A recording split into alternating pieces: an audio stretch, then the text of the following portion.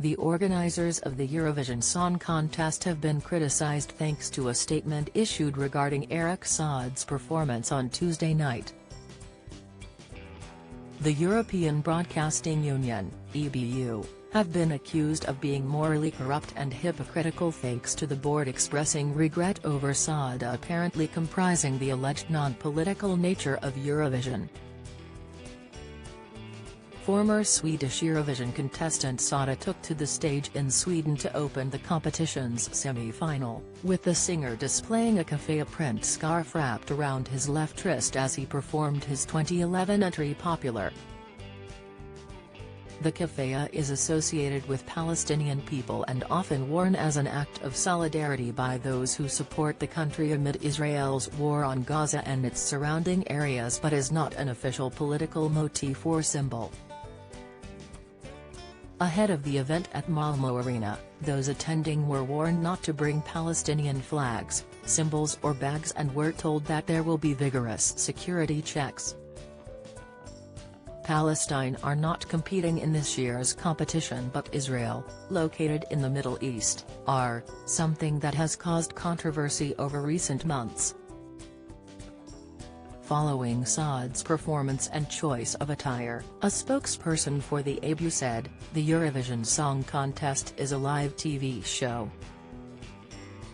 All performers are made aware of the rules of the contest, and we regret that Eric Saad chose to compromise the non-political nature of the event." Writing on his Instagram stories after his performance, Saad told his followers, "Reminder, it's only love. United by music it is. Love heart emoji." The official slogan for this year's Eurovision Song Contest is United by Music. Saad has been flooded with support online in the wake of the EBU's statement condemning his keffiyeh print scarf. "Eric gave a statement to Swedish news that I thought was really well said, so I have translated it to the best of my ability," one Twitter, X, wrote on the microblogging site on Wednesday, sharing a screenshot of Saad's alleged comments in both Swedish and their translation into English. The Twitter user's translation reads, "I got this scarf from my father as a little boy, to never forget where our family is from. Back then I didn't know that it would one day be called a political symbol.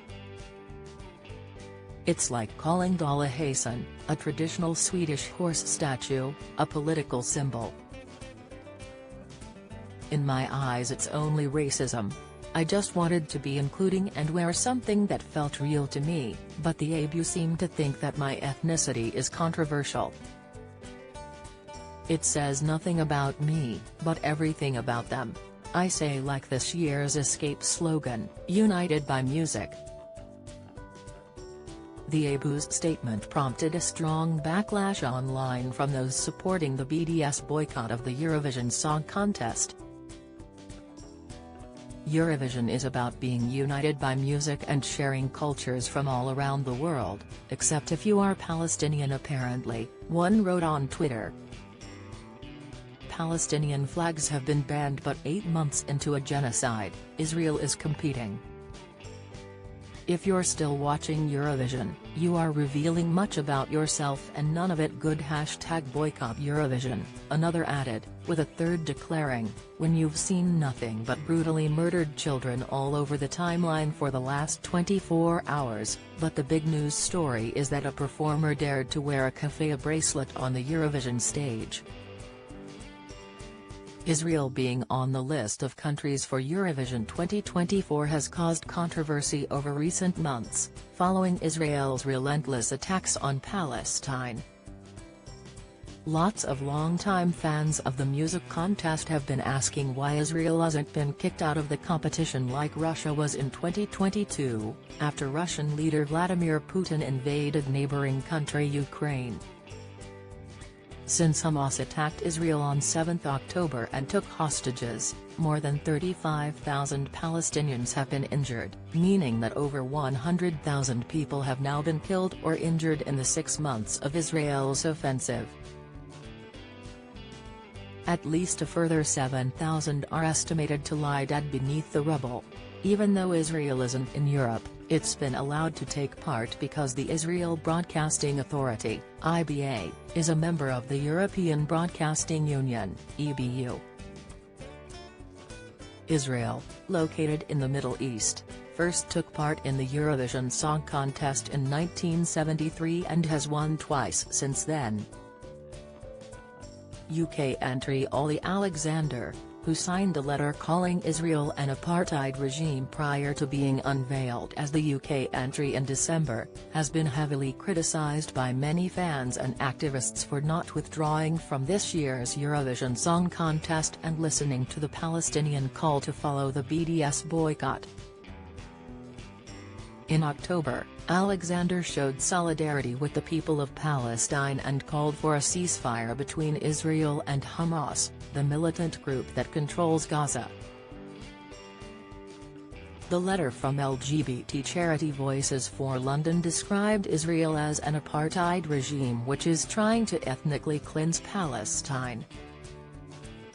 Speaking in BBC's documentary titled Ollie Alexander's Road to Eurovision 24, Alexander tearfully addressed the backlash and explained his reasons for rejecting the calls for him to boycott.